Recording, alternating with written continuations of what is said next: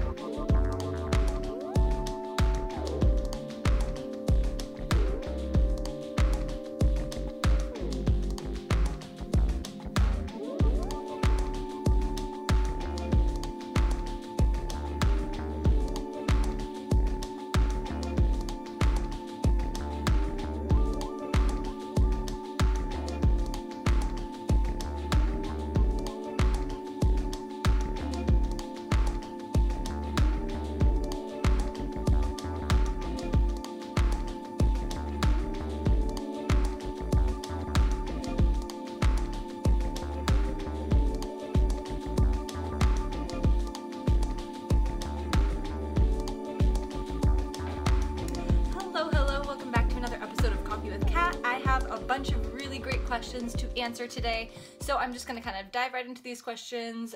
So first up, if you get hit with a cold, should you keep up your macros? So I would say it honestly depends on really how you're feeling. Like if you have the appetite and you still feel like you could get in your normal recommendation, I would say try to stay as close to your recommendation as possible.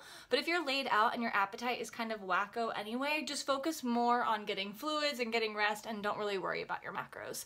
Okay, so the next question, I'm struggling to hit my protein goals. So I would say the meal snack recommendations that I can say that are really helpful is having proteins made ahead of time. So whatever it is, whatever your protein preference may be, have it on hand, and you can kind of just like slam a few ounces of grilled chicken or steak or hard-boiled eggs, things like that. You can just kind of eat when you have it on hand. Even tofu, if you have it cooked ahead of time, you can kind of eat those things.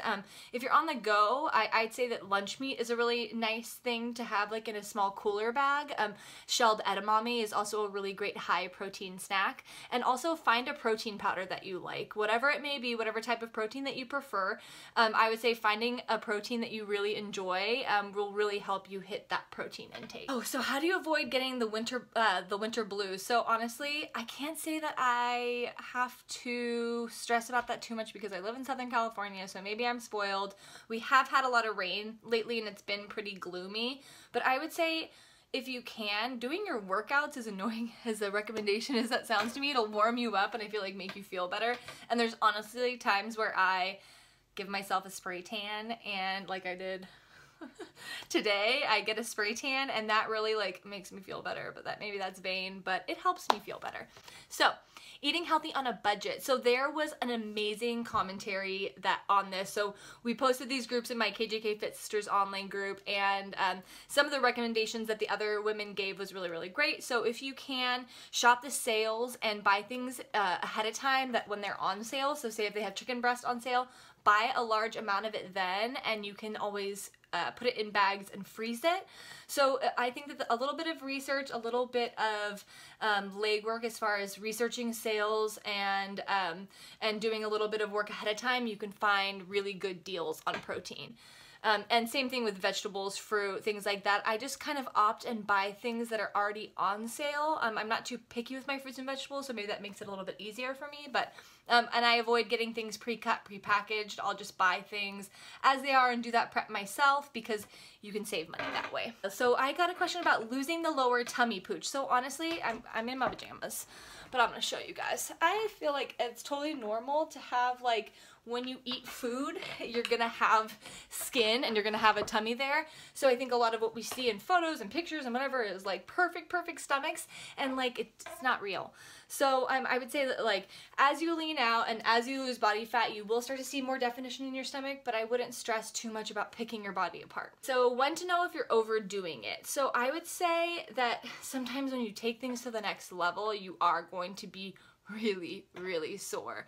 And that means that you're doing it right. Honestly, if you feel like you absolutely can't move or can't do anything, take a rest day that day and get back to it the next day. But being sore once you get a little bit more hardcore is kind of part of the process. Okay, so the best time to eat different macros, carbs in the AM versus carbs in the PM. So I don't think that it really matters when you eat your carbohydrates. Honestly, I think that you can break up your macros however you want. I even in the past have hoarded my carbs until the evening so I can have all of my carbs at once. So it really honestly doesn't matter. So how can you hit water amount, and can you eat granola with your Greek yogurt, red potatoes? Okay, so with water, I in the past have taken a water jug and kind of like marked it by the hour to keep myself on track. And I also find doing infused like fancy waters with lemon or mint or things inside of them have been really helpful for making me want to drink the water. Putting it in a pretty pitcher out on the table can also be really helpful, somewhere where you're going to see it all the time. Or set a timer in your phone. There's also different apps you can use that will remind you to drink water. So I think anything that you can do to get yourself to drink more water.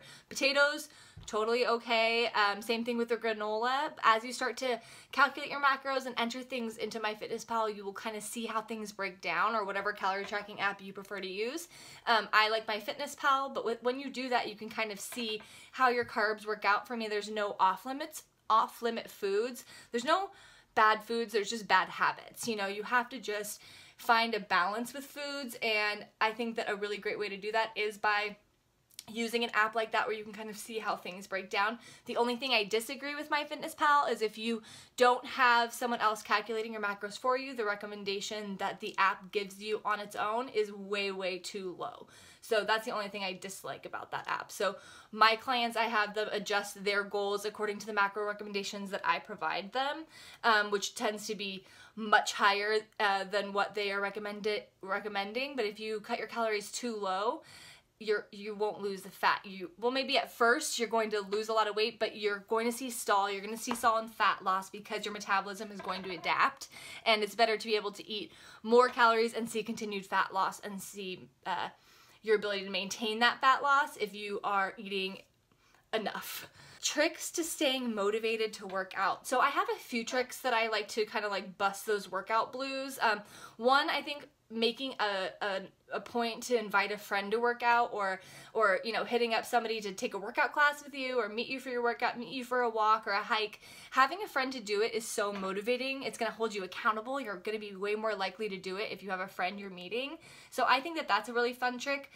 Cute workout gear can do the trick for me. If I put on my cutest workout gear and like like get myself ready for a workout, or putting together like a badass workout playlist that's like really motivating and gonna like push you. I'll like go on Spotify and make my playlist ahead of time. That really helps me during my workout. I like this question. Is there a certain time to stop drinking water throughout the day? Can I get up and pee? Because I get up and pee in the middle of the night 1 to 2 times and it's so annoying. So I wish that like there was a solve for this problem, because I find myself waking up at like 5 o'clock in the morning, like running to the bathroom to go pee. So I'll try to stop drinking water about an hour before I go to bed, but I get really thirsty, so I'll keep water by my bedside table and still end up drinking water and getting up to go pee. So there's no real fix for it. Honestly, I would say maybe taper off your water as it gets later in the day and see if that maybe helps. Thank you so much for watching another episode of Coffee with Kat. If you have health and fitness questions that you'd like me to answer next week, please leave them below and I will answer them. If you want to see some of my workout videos, motivation, and tips, follow me on Instagram. I'm posting on there all day long, and you can also keep up to date with any challenges I have going on. Remember, if you want to see progress, you have to challenge yourself. Challenge equals change. Work harder every day than you did the last, and keep going.